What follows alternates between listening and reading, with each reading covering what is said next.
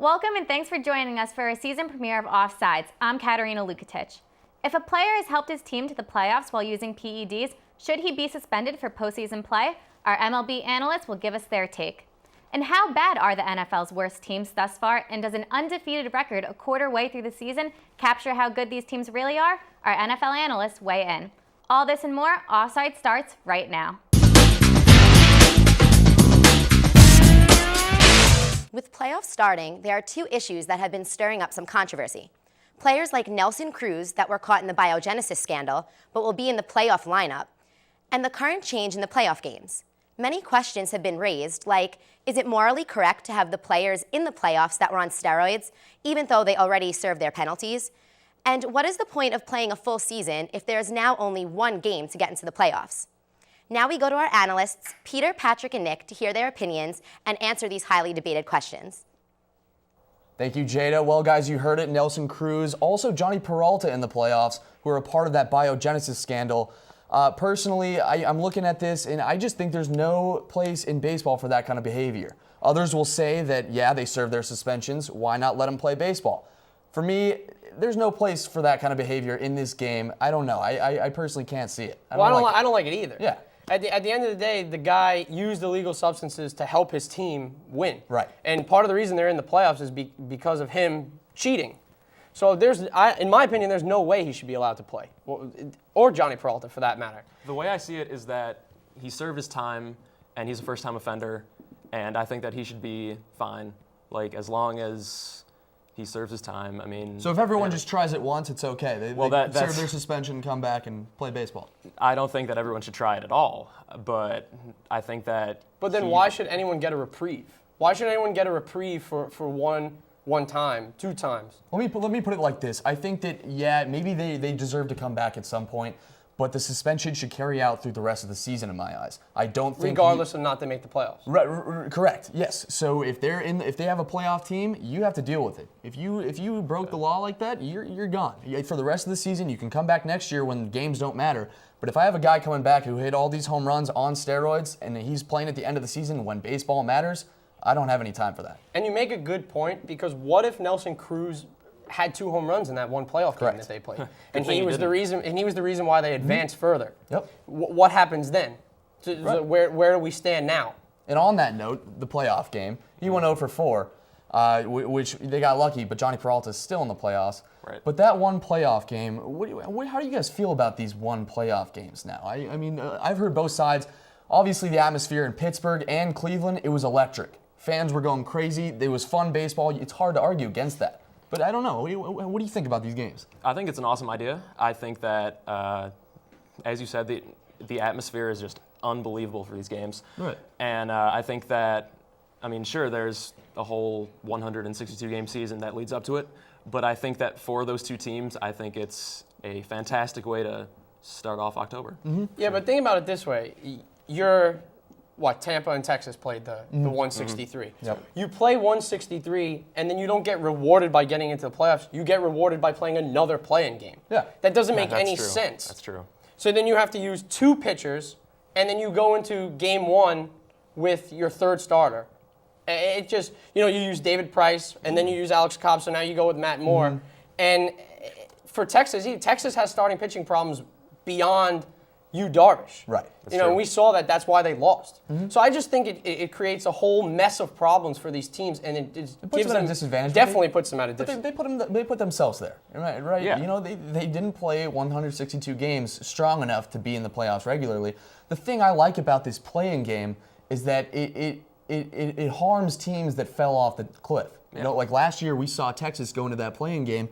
They completely fell apart. The Oakland A's came out of nowhere, bit them in the butt, and they were the ones who won the division. Texas was forced to meet their maker. They were the ones who had to pay for their wrongdoings during the year, and I love that. I love the fact that they finally got what was coming in that one playoff game, and they didn't get to make the playoffs because they didn't deserve it. They fell off the cliff and they had to pay. But what if your team, for example, the team who was in first place in the wild card at the end of the day, who hosted the game, so Texas was in first place in the wild card, they would have advanced. They would have moved on. Correct. And that would have been the 14. They would have made the LDS, excuse me.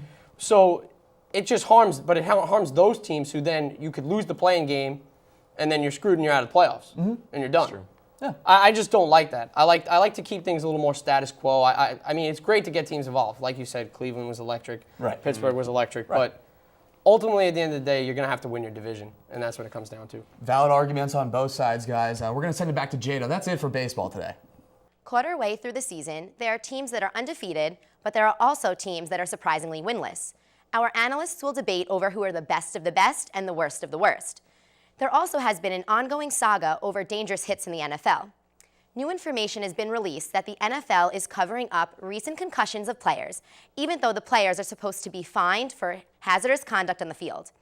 Here are analysts Josh, John, and Eddie to discuss their thoughts on this NFL news. Thanks, Jada. Well, guys, 4 games through the NFL season, 4 teams are 0-4. The Giants, the Bucs, the Steelers, and the Jaguars. 2 of those teams, the Giants and the Steelers, are in a state of flux, and people think that they'll be okay. Jags and Bucs looking much worse. For my pick of the worst of those 4 teams, I got to go with the Giants because 2 years off the Super Bowl victory, they have a lot of guys in positions where you think they'd be okay, especially with the division being this bad this year. But it's just scary because the guys who they normally relied on, like JPP and Tuck, are kind of just fading away. Eli, he's not really getting much help. They just signed Cruz to the big contract. Nix has a contract. He's in a contract year.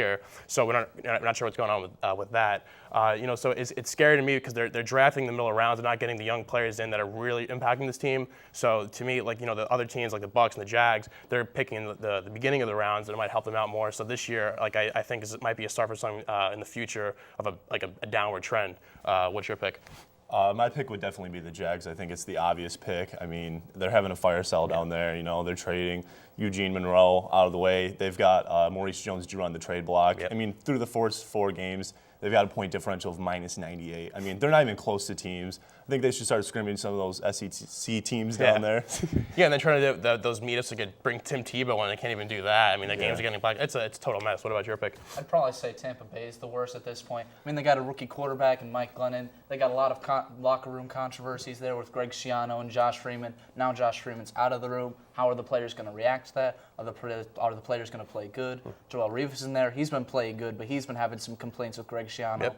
I just think whenever there's a coach to player controversy like that, it's all just going to go downhill. Maybe like 4 wins at most. Yeah, Shannon does not seem like a player coach. I mean, maybe he's better staying in the college ranks. It's definitely, none of these teams really have a bright outlook in my opinion. On the flip side, though, there's a bunch of teams that are, I believe it's 5 that are 4-0. There's the Broncos and the AFC and the Seahawks and the NFC were my picks for the Super Bowl. And right now, I mean, all these teams will definitely make the playoffs. But if I had to put those 2 teams, Seahawks and Broncos, head to head, I'm gonna have to go with the Broncos. You can't bet against Peyton Manning. I mean, the receivers he has and the defense playing like it is. I mean, I think it's far and away they're the best team. As good as the Seahawks are, unless they're playing in Seattle, I gotta stick with 18 right there. What about your pick? No, I agree with the Broncos. I think their Achilles heel could be their pass defense. Mm-hmm. It's like 30th in the Was league right last now. year, yeah. That's their Achilles heel. The rush defense is great this year, but I think that's the only thing that could be a concern down the road. Yeah. Especially Von Miller's going to come back in a few weeks. I also yeah. say that the Broncos are the best, but I got a sneaky pick. The Chiefs could easily be a great team this year, could challenge the Broncos. They face each other twice a year, once in Kansas City, once in Denver. Those are going to be the games to watch. KC, they had 5 defensive Pro Bowlers last year. They did. Bring in Andy Reid, bring in Alex Smith. Now they have a whole Andy Reid offense in there. They're playing gun game. They're playing throw short, hold the clock. Now their defense is dominating. They average giving up 10 points a game. They could be a tough team against Denver. Yeah, no one thought coming in the AFC West would be challenged by anyone. It's the Broncos far and away, but the Chiefs coming in, Andy Reid doing his thing down there. I mean, it's they have a lot of talent, but no one really thought it would be where they are right now. So it's fun for the NFL. It's someone to see someone chasing Peyton and them. But I still think the Broncos just a little bit ahead of them, and I'm hoping for a Seahawks-Broncos matchup later in the year. Well, on a more serious note in the NFL, an ongoing issue has been with the concussions and the hitting. Guys, there's been stuff just coming out now about NFL hiding past concussion history problems with players. There's been the whole legal suit with the compensation for players who play in the league and have medical issues. And now seemingly every week, there's a player getting fined, multiple players getting fined for hits that are questionable. For a person who's watched the league, since I was born, I'm more of an old school guy, and I think a lot of these hits are pretty clean. And I think referees are just ready to throw the flag and get these players in trouble for seemingly no reason because, I understand like you want to stay away from those helmet-to-helmet hits, and I'm not advocating for roughness and illegal hits because I do understand like these players like they do have medical issues, but then again you know what you're signing up for when you're playing in the NFL. Yeah. So I think a lot of these these big time hits, they're like once on like the show Jacked Up. Remember that a couple years ago? Like those are fun hits. That's what football's about. It's a tough sport. Me personally, again, I don't want to see anyone hurt, especially my favorite players and just guys. They're putting in so much hard work. It's an awful thing. But I think the referees need to take a step back. The league has to take a step back and stop taking money out of these guys' pockets because it's just they're not all justified. So I don't know what your thoughts are. I think that the name that always comes up whenever we talk about illegal hits is Ndamukong Suh. Earlier in the season, he had a bad hit in the Minnesota Vikings game. Oh, yeah, took out John Solomon's knee, right? Yeah, exactly. He was fined $100,000 for that. Should that be a bad hit? I think it's a bad hit simply because the play was already dead and he was just trying to get a tackle on the guy. But in all honesty, I agree with you. I think that hits in the NFL should be minimized. Penalties for hits should be minimized. I feel like the roughing the passer penalties especially, a lot of the times with that, people are already into their lunges when the quarterback is throwing the ball, and then they hit them, and then they get a flag for that 15 yards automatic first down. I don't think that's fair if I'm going in for a hit like that. Or if I go in for a hit and I accidentally hit their helmet, personal foul, automatic 15 yards, even if nothing comes of it. Now, I think that there is some technology out there that they can use with the helmets that would help to detect concussions beforehand. Some coaches are on the fence about that.